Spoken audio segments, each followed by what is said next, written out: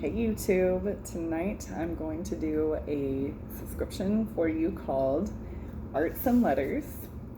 And as you can see, I don't want to really close up on my address here, but it's in a beautiful envelope and they've used some beautiful handwriting. They've put like a official stamp on it. It's actually quite beautiful and I'm very excited. It's from Tampa, Florida. Yeah, St. Petersburg, Florida is where they're located, and I am super excited. It looks like they've taken calligraphy. They sent me a stamp with Christmas wreath on it. I can never talk. I'm so sorry. And here we go. Now, I know I usually pre-open things off camera so that y'all don't have to watch me struggle, but it's just an envelope. I think I can handle it. I hope so, at least. All right. So, first thing I see is a bookmark, and it says Mr. Fairyweek's Ball by John Leech from A Christmas Carol by Charles Dickens. Merry Christmas from Arts and Letters. Okay. So they sent me a bookmark here. It's kind of hard to read the writing because it is in script, like calligraphy type script. Beautiful, by the way. And let's see what we have here. So it seems like there's several pages here. And so I'm not gonna read all of what is in here because that might take a while. I may just read y'all a excerpt.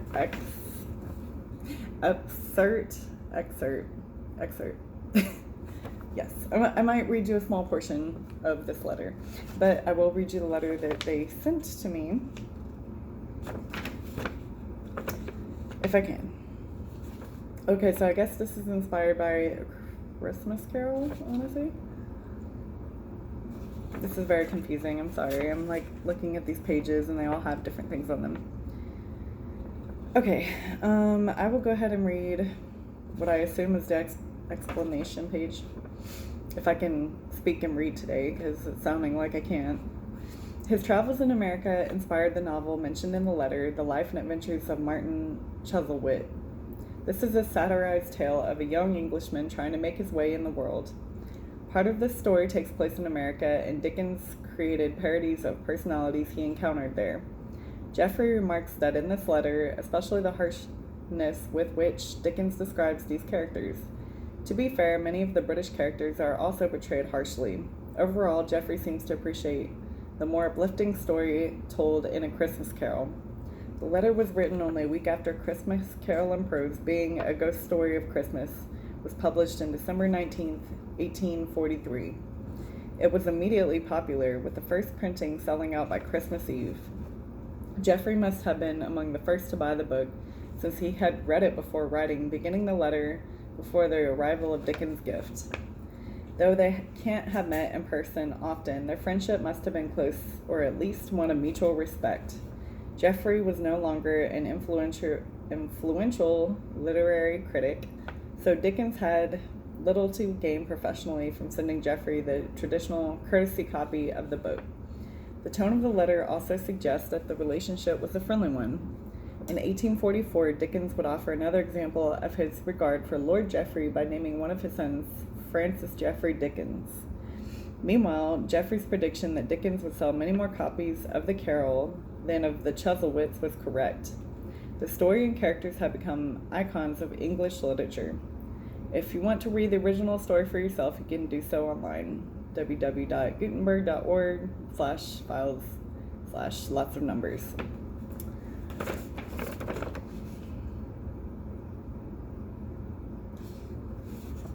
Okay, and so that's, I guess, the precursor letter. So I'm assuming these might be letters back and forth from Dickens and this friend they're speaking of. And they have like a letter references, for example, Nellie reference to Little Nell, a tragic character in Dickens' novel The Old Curiosity Shop, published in 1841. So I'm assuming this side is for like, as you're reading the letter so you understand what they're talking about. And it says, have a heart that never hardens, and a temper that never tires, and a touch that never hurts. Sorry guys, I'm gonna turn my heater on because it's freezing. Welcome to the bipolar weather of the South. Whatever I have tried to do in life, I have tried to do with all my heart to do it well. Whatever I have devoted myself to, I have devoted myself completely. In great aims and in small, I have always thoroughly been in earnest. I will honor Christmas in my heart and try to keep it all the year. Charles Dickens. So, and then here is the backstory. This page is a backstory of Charles Dickens. Yeah. Okay. Yeah, so this is the backstory of Charles Dickens on this page. I'm not going to read it all to you because this could go on all night.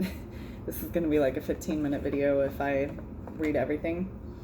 And of course, you know, if you're going to try art of letters, then you get your own experience like this. And then... Oh, okay, so I'm going to read a portion of this because this, I guess, explains what the letter is about, but I'm not going to read the whole thing because it is long. But it says it's Christmas month at Arts and Letters, and few stories are more closely associated with Christmas than Charles Dickens' classic story, A Christmas Carol. And what would make a better gift for a friend to receive from Charles Dickens than a personally inscribed copy of that book? That was an oddly placed sentence, an oddly formed sentence. Lord Francis Jeffrey, 1773 through 1850, was a Scottish literary critic, parliamentarian, lawyer, and judge. Educated at the University of Glasgow and Oxford, Jeffrey first set out to make a name for himself as a lawyer in the London courts. This effort wasn't immediately successful, causing him to turn to journalism. When attempts to secure a salaried position as a editor failed, he joined with an English writer and cleric Sidney Smith, politician Henry Brougham, and Scottish politician and journalist Francis Horner to create their own literary and political magazine. Okay. So yeah, I was just kind of skimming through to see exactly, you know. So yeah, from piecing this together, and they have it kind of oddly, like if this is a map of the letter, this is very oddly organized. So I'm gathering from bits and pieces that this letter is between, okay, and so it was sent from Francis Jeffrey to Charles Dickens, because it says Edinburgh, December 26, 1843, and at the end it's signed Francis Jeffrey. So I believe this letter is a copy, obviously not an original, but a copy of a letter between from Francis Jeffrey to Charles Dickens. So yes, we have solved the mystery of this subscription. But actually, yeah, that is really cool. I like the Christmas theme, Christmas Carol by Charles Dickens. Obviously, he wrote a very famous Christmas book, and this is a letter from a very close friend of his.